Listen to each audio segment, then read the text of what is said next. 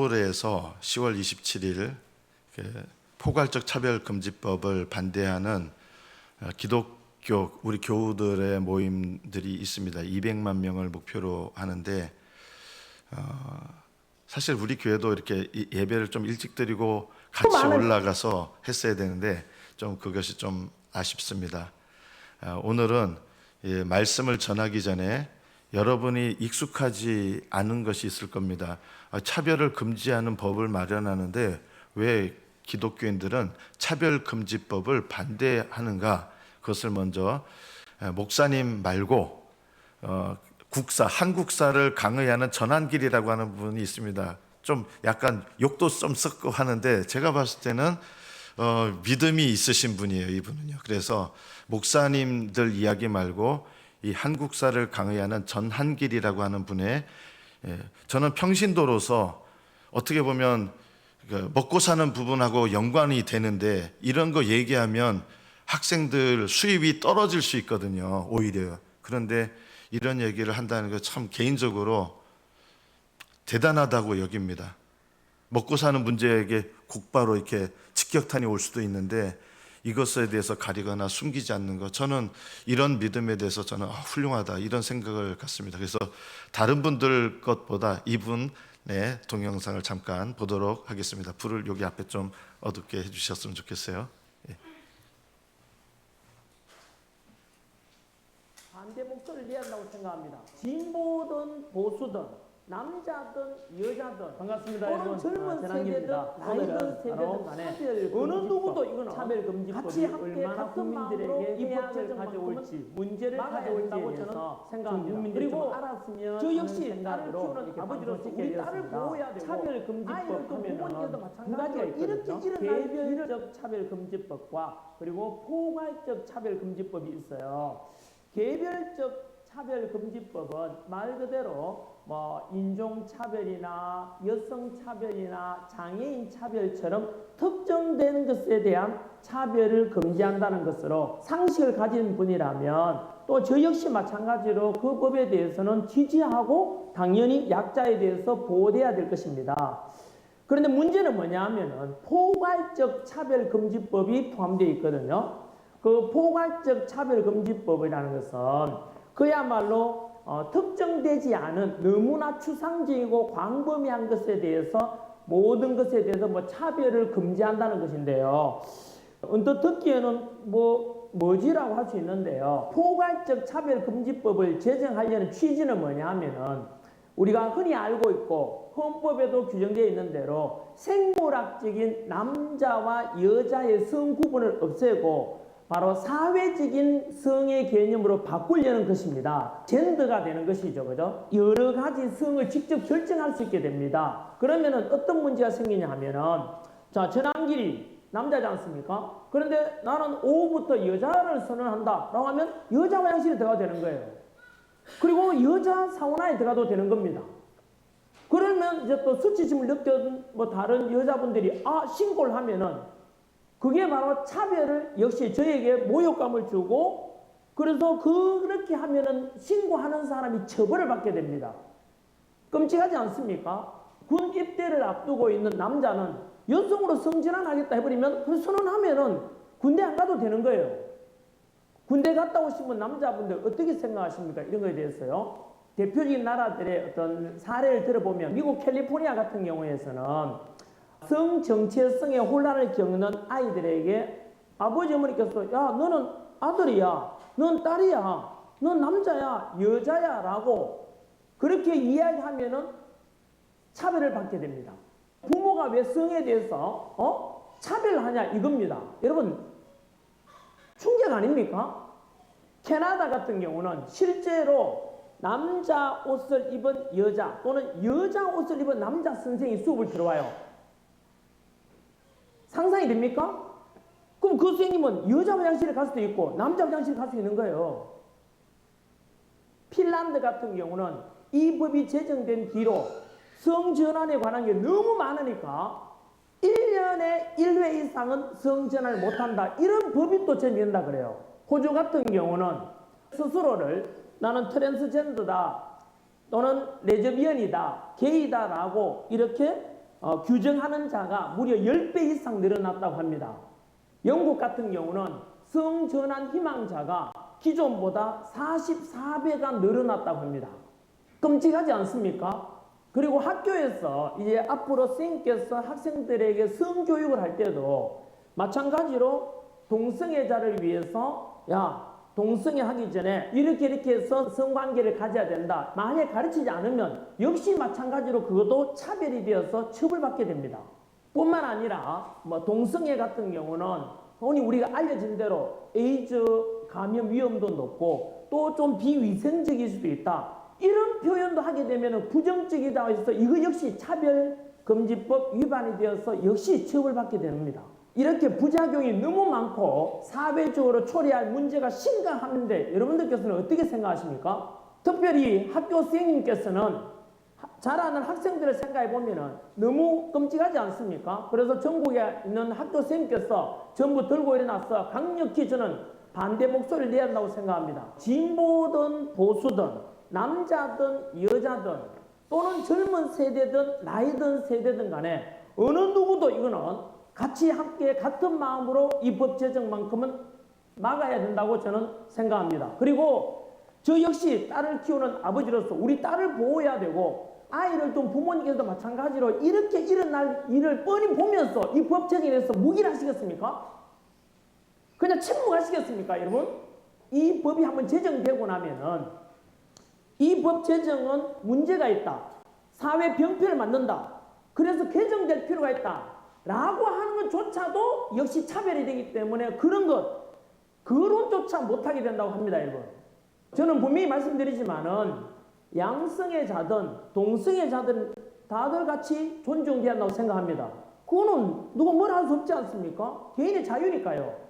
다만 저는 이러한 것에 대해서 법으로 제정해서 누군가를 규제하고 강제함으로 해서 오히려 역차별을 만들게 되고 표현의 자유라든가 많은 자유함을 구속하는 엄청난 문제가 더 초래될 것이기 때문에 이 법 제정에 대해서 말 그대로 강력히 반대하는 것입니다, 여러분. 저는 이렇게 해서 바로 포괄적인 차별금지법만큼은 절대로 제정되어서 아니 된다고 생각합니다. 대한민국의 미래와 자라날 우리 나라의 아이들과 학생들, 청년들을 생각하면은 절대 저는 제정돼서 안 된다고 생각합니다. 여러분, 이 영상에 대해서 여러분들이 지지한다면은 딴 거 할 거 없습니다. 더 많은 사람들이 이 영상을 보여주고 전달해 주십시오. 그리고 전 국민들이 이 법이 제정되면 모든 국민들이 피해를 입게 된다는 데 대해서 자각하고 함께 동참한다고 저는 생각합니다, 여러분. 고맙습니다.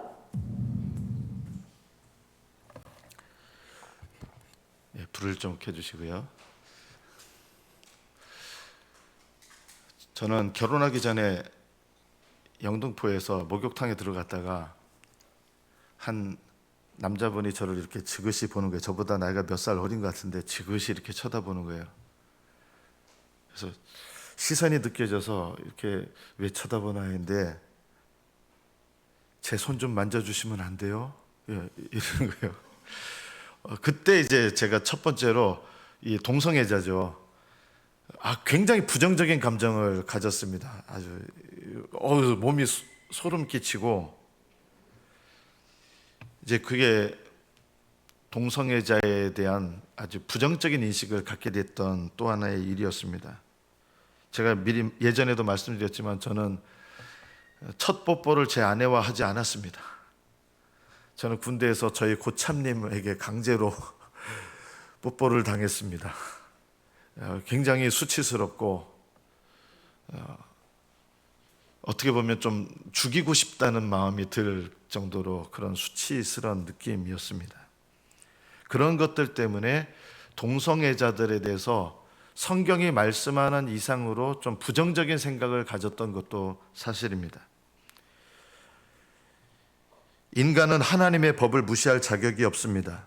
또 어떤 법도 하나님의 법을 무시할 자격이 없습니다. 하나님의 법이 모든 법들의 최상위 법이기 때문입니다.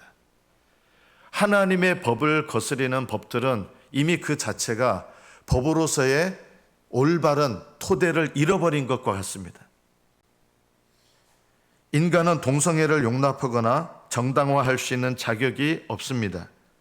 동성애는 하나님께서 인간에게 정하신 기준을 어기는 행위가 되기 때문입니다. 그럼에도 불구하고 우리가 또 하나 기억해야 될 게 있습니다. 하나님의 법은 이러한 의의 법이고 동시에 사랑의 법입니다. 죄인인 인간인 우리는 예수님을 믿고 죄사함을 받은 거지 우리는 우리 스스로가 의인이 된 건 아니잖아요. 그래서 죄인인 인간은 남을 정죄할 자격이 없다는 것을 또 알아야 됩니다. 의의 법을 무시해서도 안 되고 사랑의 법을 무시해서도 안 됩니다. 하나님의 법은 의의 법인 동시에 사랑의 법입니다.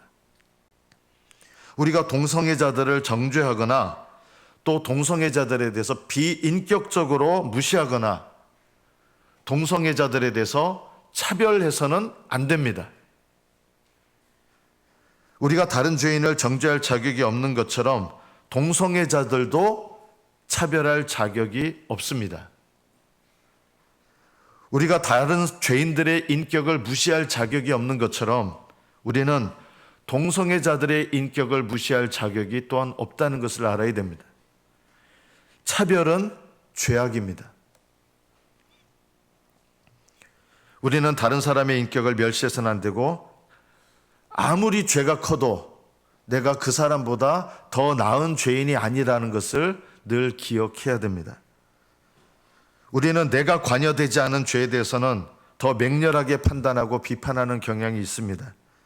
또 내 죄보다 남의 죄에 대해서 더 강하게 판단하려는 경향이 있습니다. 아무리 하나님의 질서를 깨뜨리는 죄라 해도 나의 죄보다 더 중한 죄는 아니라는 것을 알아야 됩니다.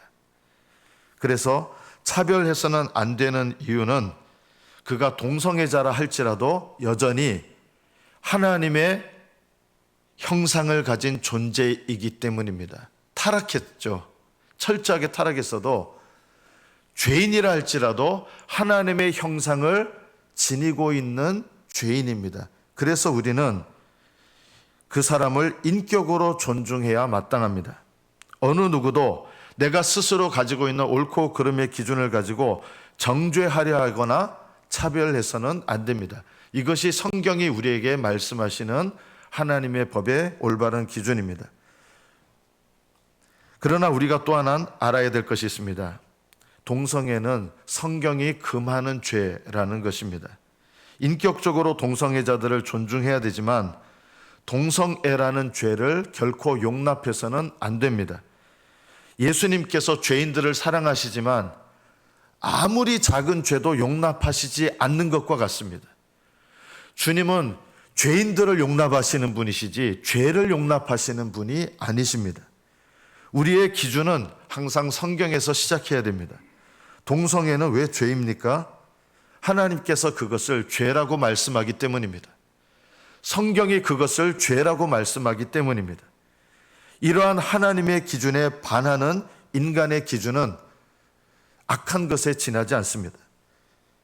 레위기 18장 22절에 보면 너는 여자와 동침함 같이 남자와 동침하지 말라 이는 가증한 일이니라.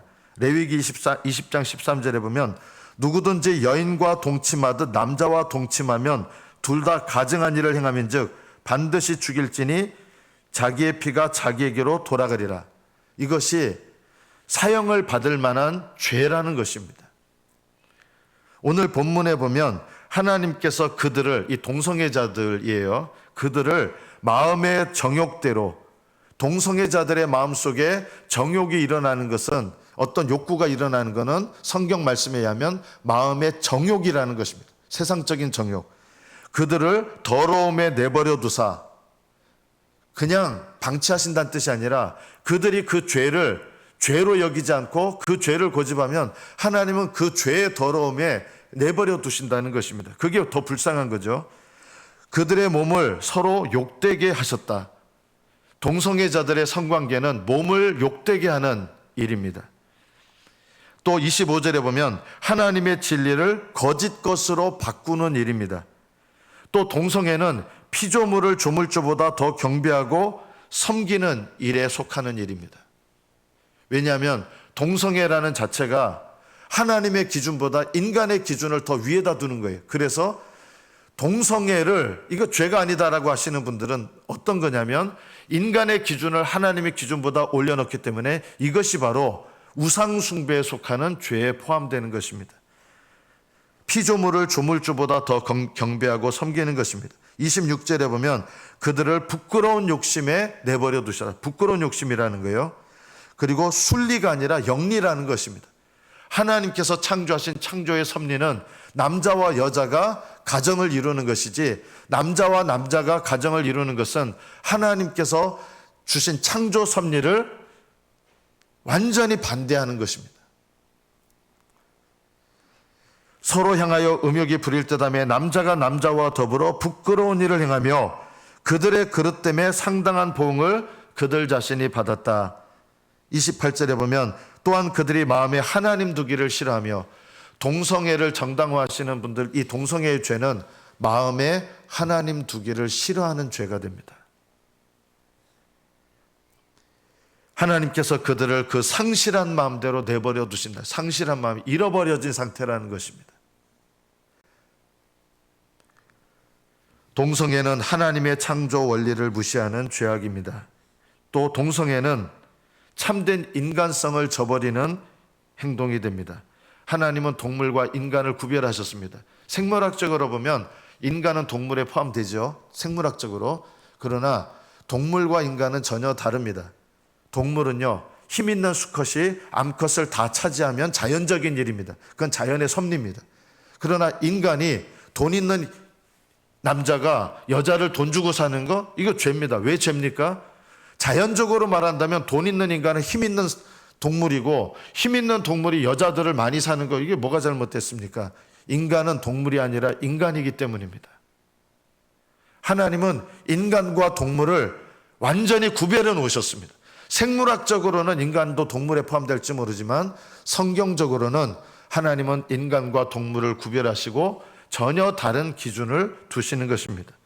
동물은 죄를 짓지 않습니다. 인간만이 죄를 짓는 존재입니다. 인간은 인간이기 때문에 하나님께서 인간에게 요구하시는 기준대로 살아야 마땅합니다.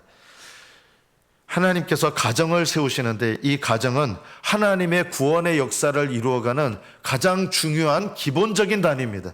그래서 사탄은 이 가장 중요한 구원을 이루어가는 하나님의 수단이요 장소인 가정을 깨뜨리는 일을 하는데, 이것이 바로 성의 구별을 없애버리고 남자와 남자를 인정하고 여자와 여자를 부부로 인정하고, 이미 이 자체가 하나님의 구원의 역사를 가로막는 일입니다. 동성끼리 결혼하거나 성관계를 맺는 것은 하나님의 뜻을 대놓고 거역하는 것과 같습니다. 그래서 동성애는 그것을 고집하고 회개하지 않으면 하나님 나라를 유업으로 받지 못하게 하는 죄가 됩니다. 고린도전서 6장 9절에 보면 불의한 자가 하나님의 나라를 유업으로 받지 못할 줄을 알지 못하느냐, 미혹을 받지 말라. 음행하는 자나 우상 숭배하는 자나 간음하는 자나 남색하는 자나 탐색하는 자는, 또 술 취하는 자, 모욕하는 자나 속여 빼앗는 자들은 하나님의 나라를 유업으로 받지 못한다. 여기 유업으로 받지 못한, 천국에 못 들어가는 죄들 중에 4가지가 성에 관련된 죄고요. 그 중에 남색이 바로 동성애입니다. 물론 동성애를 하는 사람도 회개하면 천국에 갈 수 있습니다. 그러나 그 죄를 정당화하고 돌이키지 아니하면 그 죄는 천국을 유업으로 받지 못하는 죄가 됩니다. 죄가 우리를 지옥에 보내는 것은 아닙니다. 물론 죄 때문에 지옥 가지만 죄가 우리를 지옥에 보내는 것은 아닙니다. 지옥에 가는 이유는 회개하지 않기 때문입니다.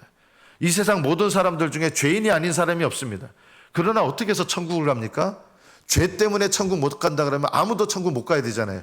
그러나 주님께서 죄인을 위하여 죽으시고 부활하셔서 그 죄인들의 죄를 담당하셨습니다. 믿음으로 그 은혜를 받아들이는 사람들은 그 죄에도 불구하고 천국에 들어갈 자격을 얻게 되는 것입니다. 천국은 상대적으로 덜 죄인이 들어가는 곳이 아닙니다.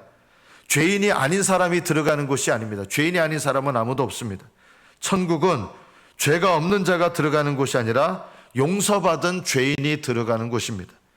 동성애자가 자신의 동성애를 죄로 여기고 하나님의 용서를 구한다면 동성애의 죄를 범한 자들도 천국에 들어갈 수 있습니다. 우리가 기억해야 될 마지막 세 번째는 무엇입니까? 동성애자들을 향해서 우리가 그러면 어떤 태도를 가져야 될까요? 동성애자는 무조건 지옥 가야 됩니까? 저는 예전에 좀 그런 마음이 좀 있었어요. 옆에 만약에 여러분 예배 드리는데 동성애자라고 알려진 사람이 여러분 옆에서 지금 예배 드리고 있다 그러면 여러분은 어떤 태도를 취할 것 같습니까? 재수께 왜 내 옆에 와가지고 예배 드리고 있어? 혹시 이렇게 하지 않겠습니까? 그거는 잘못된 태도입니다. 동성애자도 예배에 와서 하나님의 구원의 은총을 받아야 될, 우리가 구원의 이웃이 되어줘야 될 대상이라는 것을 아셔야 됩니다. 우리 광고할 때 하잖아요. 나는 당신의 구원의 이웃입니다. 여러분 옆에 창녀가 와서 앉아도요, 나는 당신의 구원의 이웃입니다 해야 돼요. 내 옆에 동성애자가 와서 앉아서 예배 드린다 해도 나는 당신의 구원의 이웃입니다, 이렇게 해야 되는 거예요. 실명을 얘기해서 그렇지만 홍석천이라고 하는 탤런트 아시죠? 교회에 가서 너무 상처를 많이 받았다는 거예요. 자기도 이 구원의 복음을 듣고 싶은 마음이 있어서 교회에 갔는데 사람들이 완전히 자기를 벌레 보듯 하고 아주 더러운 완전 똥 보듯 하는 그런 것을 보면서 교회에 갔는데 이제 상처를 입은 거예요. 이건 잘못된 것이죠. 물론 본인이 그런 마음과 생각을 가진 것도 있겠지만 실제로 여러분 옆에 동성애자가 예배를 드리고 있다면 여러분은 그 사람을 위해서 내가 구원의 이웃이 돼서 그 사람이 하나님 나라에 이르는 사람이 될 수 있도록 돕는 자로 여러분 사랑을 나타내고 친절을 나타내는 구원의 이웃이 되어줘야 됩니다. 이것이 올바른 태도입니다. 고린도 교인들 중에는 동성애자들이었던 사람들이 있었습니다. 고린도라는 도시가 로마 시대가 타락한 곳인데 그 타락한 로마 시대 때 가장 타락한 장소가 어디였냐면 고린도였습니다. 이 고린도에서 예수님을 믿고 돌아온 사람들이 있었어요. 그들 중에는 놀랍게도 동성애자들도 있었습니다. 사도 바울은 이렇게 얘기합니다. 고린도전서 6장 11절에서 여러분들 중에 이와 같은 사람들이 있었습니다. 그러나 주 예수 그리스도의 이름과 우리 하나님의 성령 안에서 씻음과 거룩함과 의롭다 하심을 받았느니라. 동성애자들로 많은 기간 살아왔던 인생들이 있었는데 예수 그리스도를 믿고 그 죄를 깨닫고 돌이켜서 구원받고 은혜 받은 고린도 교인들이 있었던 것입니다. 구원받지 말아야 될 사람은 아무도 없습니다. 하나님은 동성애의 죄에 빠진 사람들도 불쌍히 여기십니다. 왜냐하면 죄인을 불쌍히 여기시는 분이시기 때문입니다. 하나님의 기준을 바꾸려 하지 마십시오. 하나님의 기준은 바뀌지 않습니다. 그러나 그들을 불쌍히 여기시는 하나님도 여전히 변하지 않으십니다. 그럼에도 불구하고 죄는 죄로 여겨야 됩니다. 죄가 깊은 곳에 은혜가 깊다는 말은 죄를 깊이 죄로 여겨야 거기에 하나님의 은혜가 임하게 되는 것입니다. 이 시대는 하나님의 기준을 바꾸려고 하는 시대입니다. 기준을 바꾸려 해서는 안 됩니다. 하나님은 어떤 죄인도 불쌍히 여기시지만 기준을 바꾸셔서 불쌍히 여기시는 하나님이 아닙니다. 살아있는 동안 그 기준이 바뀌지 않고 구원의 하나님께로 나오지 못한 사람은 그래서 영원한 형벌 가운데로 들어갈 수밖에 없는 것입니다. 우리는 동성애자들을 정죄해서는 안 됩니다. 우리는 어느 누구도 심판할 정죄자의 심판자의 자격을 갖지 않습니다. 정죄는 우리에게 하라고 하신 일이 아닙니다. 오히려 하나님께서는 그들을 불쌍히 여기는 마음을 갖고 그들을 위하여 중보하고 그들에게 구원의 이웃이 되어서 하나님의 사랑을 나타내는 통로로 우리 각자를 부르신 것입니다. 동성애의 죄를 용납해서는 안 됩니다. 이것은 동성애자도 구원의 대상이지만 죄를 용납하거나 하나님의 기준을 바꾸어서 인간의 기준으로 바꿔서는 안 됩니다. 법적으로 동성애를 합법화하는 것은 더더욱 용납해서는 안 됩니다. 어떤 권세의 자리에 있는 사람도 하나님께서 하나님의 뜻에 반하는 것을 제정할 권세를 주지 않았습니다. 대통령도 권세를 갖고 있지만 하나님의 뜻을 반할 권세는 없습니다. 국회의원들도 권세를 갖고 있지만 하나님의 뜻을 반하는 그런 권세를 가지고 있지 않습니다. 이 세상에 어떤 권세자도 하나님의 뜻에 반해서 그들의 권세를 남용할 권세를 주신 적이 없습니다. 참된 진리의 말씀을 선포하지 못하게 하고 기독교 신앙 자체를 기초에서부터 무너뜨리고 가정을 무너뜨리면서 구원의 역사를 망가뜨리는 사단의 가장 큰 계획이 바로 이 차별금지법, 포괄적 차별금지법 안에 숨어있는 사단의 계략입니다. 세상을 죄에서 구원하는 복음의 역사를 가로막습니다. 동성애를 합법적으로 용인하게 되면 마치 뚝이 터져서 그 터진 곳으로 모든 호수의 물들이 쏟아져 들어오는 것처럼 이것은 결코 작은 일이 아닙니다. 동성애를 합법화한 나라들을 실제로 보십시오. 어떤 일이 일어났습니까? 교회가 다 문 닫았습니다. 이것이 실제 역사입니다. 거짓된 종들, 거짓된 주의 종들이 그것을 합법화하는데 앞장섰습니다. 그 결과가 어떻게 됐습니다? 교회가 다 문 닫아버리고요. 교회 없어졌습니다. 교회가 술집으로 바뀌었습니다.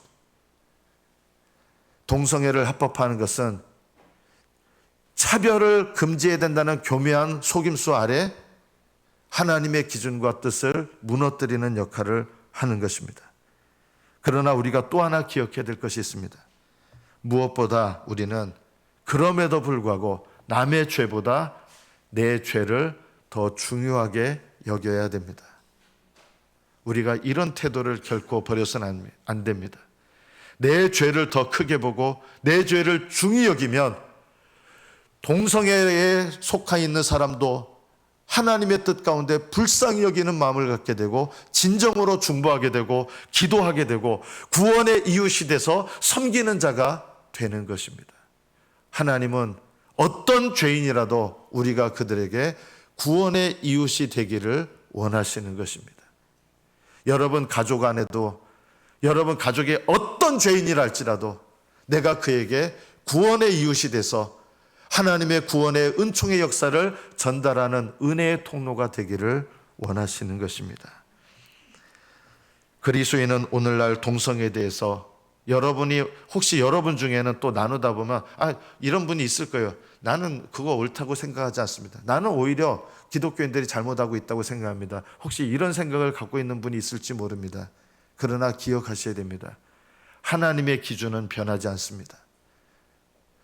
하나님의 법칙은 변하지 않습니다. 하나님은 영원부터 영원까지 동일하시고 하나님의 뜻에 맞추는 것이 올바른 신앙입니다. 세상의 관점과 성경적인 관점이 충돌할 때가 있습니다. 그럴 때는 성경적인 관점을 따르는 것이 올바른 신앙입니다. 하나님께서 우리에게 말씀하신 대로 또 우리에게 명하신 대로 우리에게 기뻐하시는 태도를 따라서 우리가 하나님의 뜻을 따르고 의의 법이요 사랑의 법이신 하나님의 법을 순종하는 참된 그리스도인이 되셔서 여러분 주변 사람들에게 구원의 이웃으로 섬기시는 복된 믿음이 되시기를 축복합니다. 기도하겠습니다.